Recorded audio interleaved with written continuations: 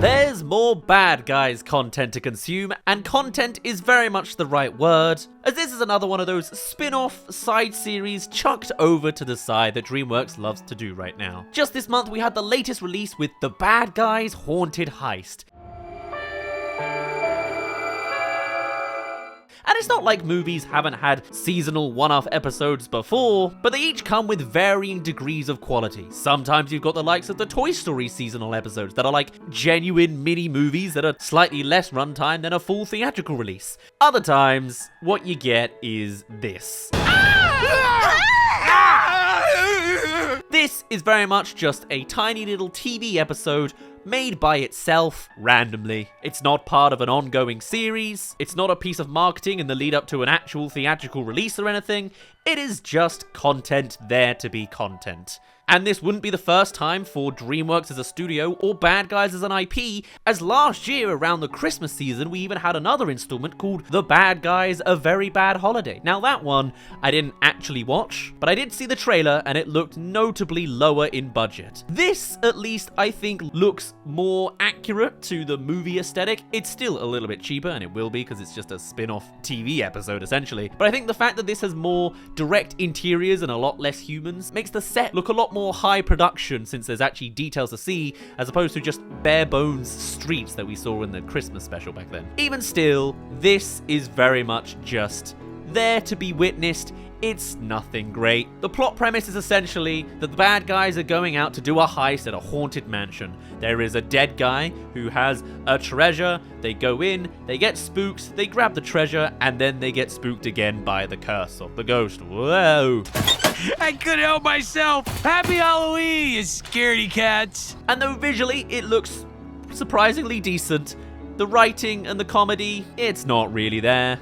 I wouldn't go so far as to say that this is a complete bastardization of the characters of the bad guys and completely tarnishing the idea of the series in the first place. You know, it's not doing a full-on Megamind rules type thing. But at the same time, I do think there's some charm of the characters that are gone and have clearly just been whittled down to their most basic of traits. The biggest one for me, at least, is Snake, who I guess at the end of the original Bad Guys movie is pretty happy, chappy, and jolly, but in this he seems far too optimistic for the guy who's meant to be like the realist gang member of the bunch. Scary used offset pins on the lock, notoriously tough to crack. You know, he's meant to be sort of the pessimistic, oh, what the hell are you doing the whole time? I don't believe you, Wolf. And here he's like, yeah, let's go on a heist. I bloody love necklaces. You know, like, I mean, I guess he would say that as a weird example, but he just seems too jolly. He seems too cartoony. He seems too fun and polished up for a kid's TV show.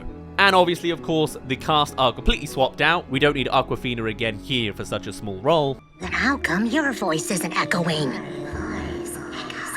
And just as quickly as the idea is they get haunted and then they get haunted again, the actual story beats, yeah, there's nothing that crazy there either. What it's really about is pranks. They've done a heist before that seemed kind of scary because they were pranks by the wolf, and this whole thing here is a real haunted mansion. Wow! And then it turns out the real part that scares even the wolf was a prank from everyone else as revenge for him always doing pranks. A sort of role reversal of the boy that cried wolf. He's the wolf that cried wolf. They don't make that kind of joke in this show, only I did. Now that's a prank. Honestly, that's about all there is for the comedy and the writing. Everything else is kind of just to the numbers, you know? The farty character does some fart things. The hacker tarantula, she has a laptop that makes CGI ghosts. The shark is there. Hello? Anybody here?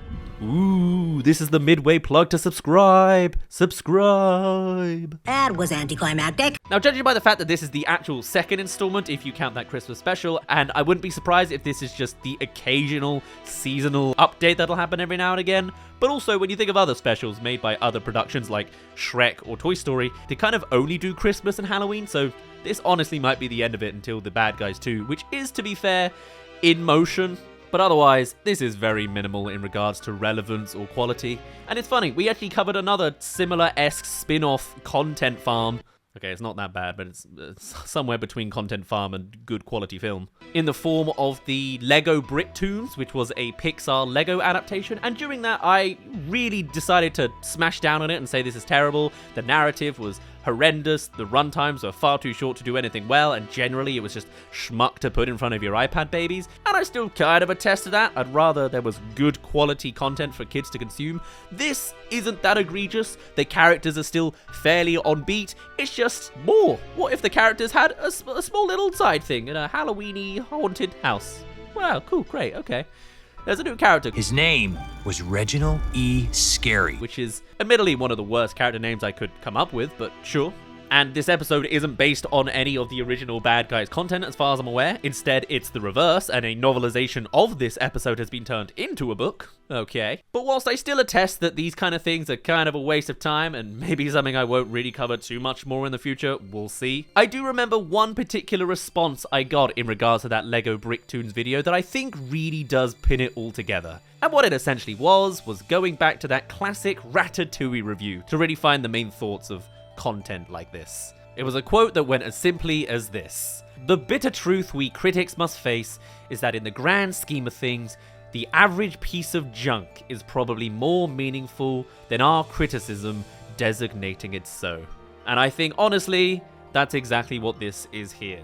This isn't necessarily as junky as the Lego Pixar adaptations, but it is very much filler that's not worth talking about or breaking down from an analytical perspective, but it is something for kids to see and to latch onto. If this is your absolute favorite characters from your favorite film, then seeing an extension like this at such a young age is nice to see, and that's really it. It's nothing special, it does no new boundaries, it's not egregiously cliche, they're not exactly following lines beat for beat of what we've seen before, and there is genuinely a hint of chemistry still in the characters, but overall it is the most watered down, diluted, neutral show addition to add to the zeitgeist of animated content there is to consume. Although it's not great, there's a suit of armor that's automated, but somehow it's able to react to somebody if you call out to them. Hey! It doesn't exactly make sense. Switch your brain off, it's fine. When the Christmas episode was announced and then came out, I decided to skip it, but on the off chance that a video like this is intriguing to you, I could always cover it come around to the next season. But otherwise, yeah, that was a release. The Bad Guys Haunted Heist came out, and it's not even noteworthy enough to call it terrible. It's simply DreamWorks doing more of their DreamWorks thing of outsourcing animation elsewhere to do something. The worst case scenario is Megamind going to Peacock, but they've done the same with some of their feature-length films like Orion and the Dark on Netflix, Dogman on Netflix, The Bad Guys over here, and every movie ever in the future beyond Dogman and The Wild Robots. But hey, at least this installment wasn't an outright crime. Ironic for a show about the bad guys. For now though, I'm going to end things off there. My name's been Daz. Did you know about the Bad Guys Haunted Heist? Do you have any opinions? I'd genuinely love to hear it because it's kind of almost too lukewarm to even talk about. Do let me know your thoughts down below or on our Discord server, and I shall see you in a little bit.